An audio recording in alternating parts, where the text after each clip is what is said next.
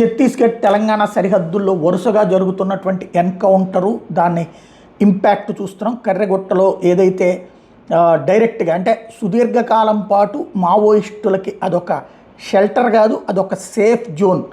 దానిపైకి వెళ్ళే రూట్లన్నిట్లలో బాంబులు అమర్చడం, అనేక మంది సామాన్యులు కూడా ప్రాణాలు కోల్పోయారు. కాకపోతే అది మా ప్రాంతం, మీరెవరూ రావద్దు సామాన్యులు కూడా అని చెప్పి గతంలో ప్రకటనలు ఇచ్చేసి ఊరుకున్నారు. అక్కడే మావోయిస్టులు తలదాచుకుంటూ వచ్చారు ఎంతవరకు కూడా.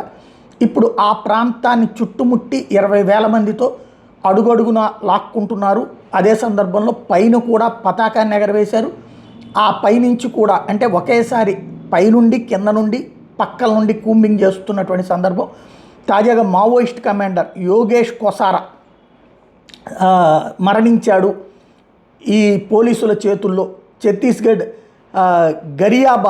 గరియాబంద్ ప్రాంతంలో అతన్ని కాల్చి చంపారు అన్నటువంటిది తాజా సమాచారం. ఇది మావోయిస్టులకి అతిపెద్దదైనటువంటి దెబ్బ అవుతుంది.